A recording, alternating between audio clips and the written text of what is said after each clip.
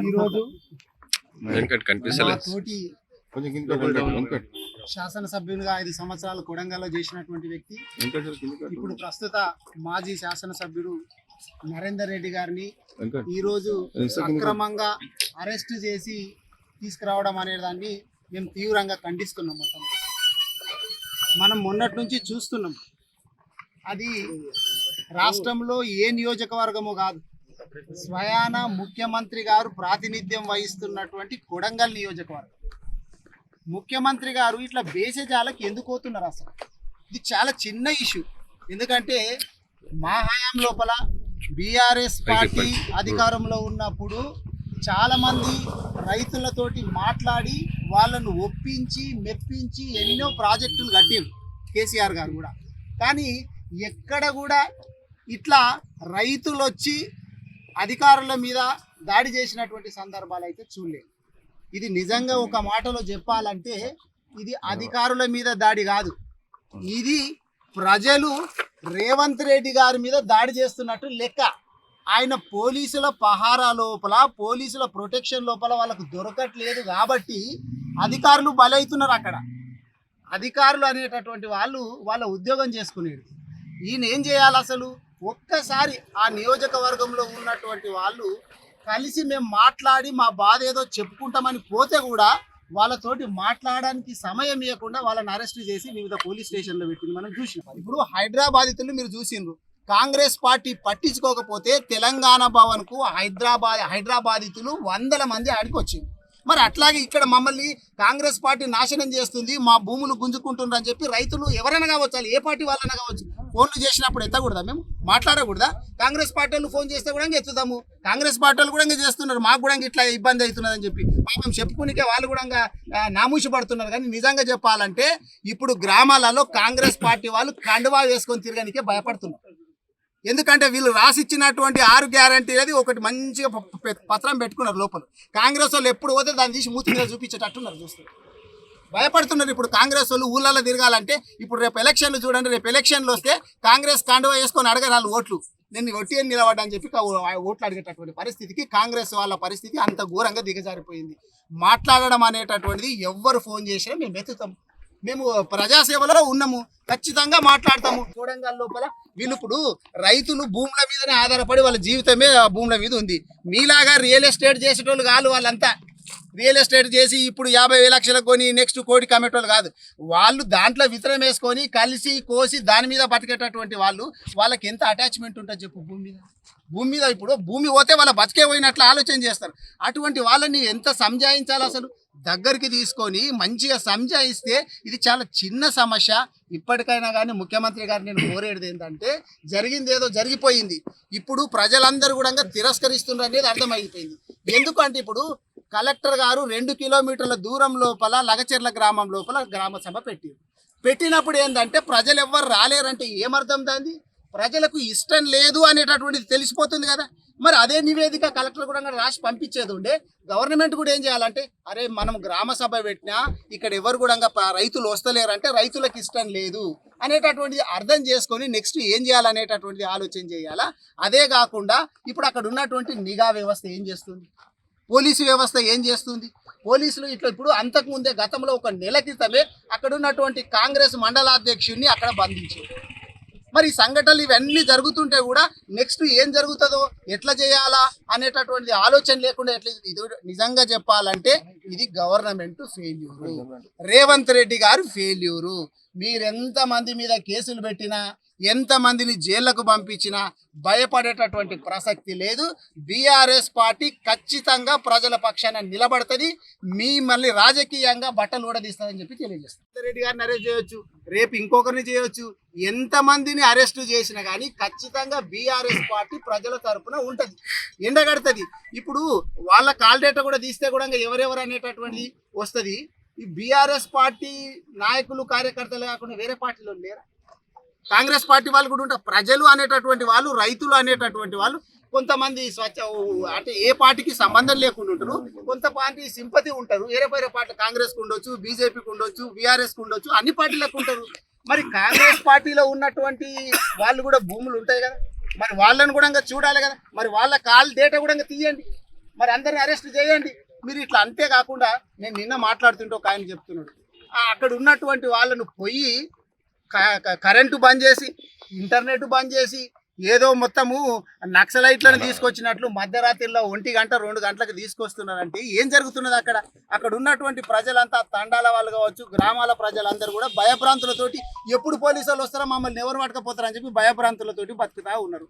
వాళ్ళని తీసుకొస్తున్నారు. తీసుకొచ్చేసేసి ఇప్పుడు అందులో కొంతమంది ఉద్యోగస్తులు కూడా ఉన్నారంట. నిన్న నాకు ఒక పిల్లగాడు చెప్తున్నాడు, పంచాయతీ ఇప్పుడు సెక్రటరీగా విలేజ్ సెక్రటరీగా పనిచేస్తున్నాడు అంటే. ఆ పిల్లగాడు లేనేలేడంటాడా? ఆ పిల్లగాడు లేనేలేడు. వాళ్ళ కుటుంబ సభ్యులు రైతులు ఎవరో ఉండి అక్కడ ఉంటే ఆ పిల్లగాని తీసుకొచ్చిందంట. అరే నేను లేను, మీరు పెట్టినటువంటి సర్వేనే నేను సర్వే చేయడానికి పోయినా రాత్రి 8 గంటలకు 9 గంటలకు వచ్చిన. మా కుటుంబ సభ్యులు రైతులు అక్కడ ఉండి ఉంటారు, వాళ్ళ దాన్ని పెట్టి నన్ను తీసుకొస్తే ఎట్లా అని చెప్పి ఆ పిల్లగాడు ఏడుస్తున్నాడు. ఆ ఉద్యోగంకి ఏం దిగి. కాబట్టి ఆలోచన చేయాలి ముఖ్యమంత్రి గారు. ఇప్పటికైనా కానీ భేషజాలకు పోకూడదు. రైతులను ఒప్పించి మీరు పరిశ్రమలకు బీఆర్ఎస్ పార్టీ వ్యతిరేకం కాదు. ఆయన సొంత నియోజకవర్గము ముందు ఎమ్మెల్యే కదా, ఎమ్మెల్యే అయినాకనే ముఖ్యమంత్రి అవుతారు కదా, అక్కడికి పోవాలా. లేకపోతే ఆయన క్యాంప్ ఆఫీస్కో ఇంటికాడికో రైతులను పిలిచి మీ బాధ ఏంది చెప్పండి, అసలు మీకు ఏం కావాలా మాట్లాడితే అది ఈజీగా సంసిపోయేటటువంటి సమస్య. దాన్ని గోరంతా ఉన్నదాన్ని కొండంతా చేసుకున్నది. ఇది మొత్తము రేవంత్ రెడ్డి గారి పాలన లోపల అధికారులు ఏ విధంగా బలి అవుతున్నారు అనే దానికి ఇది నిదర్శనం అని చెప్పాలి. ఇప్పుడే సోదరుడు మన మహేష్ రెడ్డి గారు చెప్పినట్టు కలెక్టర్ గారు ఏం చెప్తున్నారు, దాడి అనేటటువంటి పదమే వాడకండి, నా మీద దాడే జరగలేదని చెప్తే మరి అరెస్టులు ఎందుకు చేస్తున్నారు? మీరు చెప్తున్నదే దాడే జరగలేదు అన్నప్పుడు స్వయంగా కలెక్టర్ గారే చెప్తున్నారు.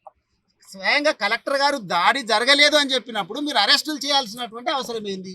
ఇక ఇప్పుడు నరేందర్ రెడ్డి గారిని ఇక్కడికి తీసుకొచ్చిండ్రు అంటే కార్యకర్తలు ఎన్నోసార్లు మాట్లాడుతుంటారు, నాయకులతోటి, ప్రజాప్రతినిధులతోటి, మాజీ ప్రజాప్రతినిధులతోటి మాట్లాడుతుంటారు. దాంట్లో తప్పేముంది చెప్పండి? ఇప్పుడు మాతోటి కూడా మాట్లాడుతుంటారు. ఇప్పుడు మాతోటి నరేందర్ రెడ్డి గారితో ఆయన మాట్లాడిండు ఎవరో సురేష్ అనే వ్యక్తి అని చెప్పి నరేందర్ రెడ్డి గారిని తీసుకొస్తే ఇప్పుడు నరేందర్ రెడ్డి గారితో మేము కూడా మాట్లాడుతుంది, మాతోటి ఇంకా పైన మా అధిష్టానం కూడా మాట్లాడుతుంటుంది. అంటే మొత్తం రాష్ట్రాన్ని మొత్తము జైలుకు పంపించాలని చెప్పి ప్రయత్నమా? ఎంతమందికి జైలుకు పంపించాలి? ఇట్లా కేటీఆర్ గారినో, హరీష్ రావు గారినో, కేసీఆర్ గారినో, మిగిలిన ప్రజాప్రతినిధులను ఇట్లా భయభ్రాంతులకు గురి చేస్తే మా తప్పులను బయటికి తీసుడు అనేటటువంటి బంద్ చేస్తారేమో అనేటటువంటి వాళ్ళు అట్లా ఊహల పల్లకిలో ఉన్నారు. ఆంగ్ల పక్షాన కావచ్చు, అందరి పక్షాన బీఆర్ఎస్ పార్టీ పోరాటం కొనసాగిస్తుంది అనేది తెలియజేస్తారు. రైతులు మరి అధికారుల మీద దాడి చేసిందని ఏదైతే కుట్రపన్ని అరెస్ట్ చేయడం జరిగిందో, మరి స్వయాన కలెక్టర్ గారే చెప్పారు ఇది దాడి కాదు, రైతులతో మాట్లాడడానికి వెళ్ళినాం, అక్కడ చిన్న తోపులాట జరిగిందని స్వయాన కలెక్టర్ గారే ప్రకటించింది. అయినా కూడా ప్రభుత్వం ఇవాళ మరి అనవసరంగా రైతుల భూములు గుంజుకోవాలని ఉద్దేశంతో మరి అక్కడ జరిగినటువంటి సంఘటనను ఏదో భూతద్దంలో పెట్టి పెద్దగా చేసి అధికారుల మీద దాడి జరిగిందని చెప్పి దాదాపు ఒక 55 మందిని పట్టుకురావడం, అందులో విచారణ పేరు మీద మరి నిన్న రాత్రి 16 మందిని కూడా రిమాండ్ చేయడం జరిగింది. మరి మిగతా వారిని విచారిస్తున్నామన్నారు. ఈ క్రమంలో మరి అక్కడ గతంలో పనిచేసినటువంటి గౌరవ మాజీ శాసనసభ్యులు నరేందర్ రెడ్డి గారు కూడా కుట్ర ఉందని వారిని అలా అన్యాయంగా ఇవాళ పొద్దున 5:30 ప్రాంతంలో పోయి వారిని అరెస్ట్ చేయడం అనేది నిజంగా కూడా దీన్ని తీవ్రంగా ఖండిస్తుంది. ఎందుకంటే ఒక ప్రజాప్రతినిధిగా ఒక బాధ్యత గల 5 సంవత్సరాలు అక్కడ శాసనసభ్యునిగా పనిచేసిన సందర్భాల్లో మరి అక్కడ ఎవరికైనా రైతులకు కష్టాలు వచ్చినా, మరి ఏ కార్యకర్తకు ఇబ్బంది జరిగినా తప్పకుండా ఫోన్లో మాట్లాడడం జరుగుతుంది. మీరు ఫోన్ డేటా కాల్ తీసినాము, అక్కడ ఉన్న నాయకుడు 42 సార్లు మాట్లాడిండు, ఇందులో మీ పాత్ర కూడా ఉందని ఏదో కుట్ర పని ఈ కేసులో ఇరికిచ్చే ప్రయత్నం చేసి వాళ్ళు అరెస్ట్ చేసి ఇవాళ రిమాండ్ చేయనికే అన్నీ కూడా వాళ్ళు చేసుకోవడం దీన్ని నిజంగా కూడా ఖండిస్తున్నాం. ప్రజలు గమనించాలి, గత 10 సంవత్సరాలు బీఆర్ఎస్ పార్టీ మరి అధికారంలో ఉన్నప్పుడు ఇటువంటి సంఘటనలు ఎక్కడన్నా జరిగినాయా? స్వయాన ముఖ్యమంత్రి గారి నియోజకవర్గంలోనే ఈ పరిస్థితి ఉందంటే తెలంగాణ రాష్ట్రంలో ఏ రకంగా ఉంటుందో మనం ఒకసారి ఆలోచన చేయాలి. ఇవాళ పోలీస్ సిబ్బంది కానీ అధికారులు కానీ ఒకసారి ఆలోచన చేయాలి.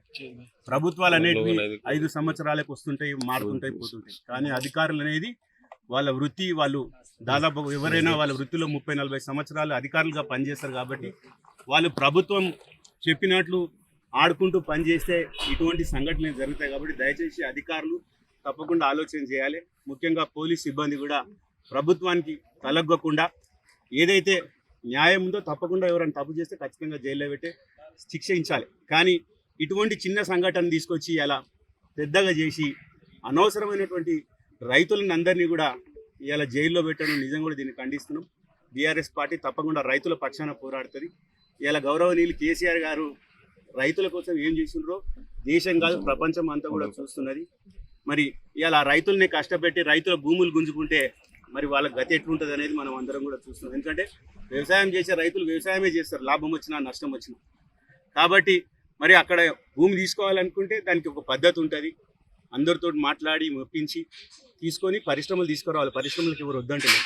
కాబట్టి దయచేసి మళ్ళొకసారి ప్రభుత్వం ఉన్నటువంటి గౌరవ ముఖ్యమంత్రి గారు కానీ మంత్రులు కానీ ఒకసారి ఆలోచన చేయాలి. ఇటువంటి సంఘటనలు జరగకుండా మరి తెలంగాణ మంచి పరిపాలన అందించాలని మరి కోరుకుంటూ ఇటువంటి కేసులు పెట్టినందుకు తప్పకుండా బీఆర్ఎస్ పార్టీ తరఫున వాళ్ళని ఖచ్చితంగా ఖండిస్తున్నాం. తప్పకుండా ప్రజల పక్షాన పోరాడతాం. ఇవాళ నరేందర్ రెడ్డి గారిని కూడా అరెస్ట్ చేయడం అనేది అక్రమ అరెస్ట్. తప్పకుండా దీన్ని కోర్టులో తేల్చుకుంటామని తెలియజేస్తూ తప్పకుండా వాళ్ళకి బుద్ధి చెప్పే నరేందర్ రెడ్డి ఈ కేసులో పరోక్షంగా వాళ్ళని తప్పకుండా ఇప్పుడు అక్కడ ఉన్నటువంటి రైతులు అందరూ కూడా భూములు ఉన్న రైతులే. ఇప్పుడు అరెస్ట్ చేసిన వాళ్ళందరినీ 55 మందిని పట్టుకొచ్చింది. వాళ్ళందరికీ భూములు ఉన్న వాళ్ళే. భూమి లేని వాళ్ళు ఎవరు ఉంటారు? తప్పకుండా కార్యకర్త ఫోన్ చేసినప్పుడు మరి నాయకులు అయితే ఫోన్లో మాట్లాడాలి కదా. ఫోన్లో మాట్లాడినంత మాత్రాన్ని మీ డేటా ఉన్నది కేసు పెడతామంటే ఇక అందరి మీద కేసులు అయితే ఇక మాతోటి ఎవరైనా తప్పు చేసిన నాయకులు వస్తే మాట్లాడితే తప్ప. ఇదైతే 100% తప్పు. వారి పాత్రలు ఏం లేదు, ఖచ్చితంగా మాట్లాడతారు. తప్పేముంది? దీన్ని పెట్టి ఈ నెపం పెట్టి వారిని అరెస్ట్ చేయడం అనేది నిజంగా కూడా కుట్రపూరితం. తప్పకుండా దీన్ని ఖచ్చితంగా ఖండిస్తున్నారు. అంటే మీరు ఆ ఫార్మా కంపెనీకి టీఆర్ఎస్ పార్టీ అనుకూలంగా ఉందా, సానుకూలంగా ఉందా, అసలు లేదా, అసలు ఏర్పాటు చేయొద్దా? ఫార్మా కంపెనీకి అక్కడనే దాదాపు 16,000 ఎకరాలు బీఆర్ఎస్ పార్టీ సేకరించి పెట్టింది. అక్కడ పెట్టకుండా ఇక్కడ కూడా మీరు పెట్టాలనుకుంటే మీరు రైతులను ఒప్పించండి. ప్రభుత్వ భూములు లేవా, తీసుకోండి. రైతులను ఒప్పించి తీసుకోండి, ఎవరు వద్దంటలేరు.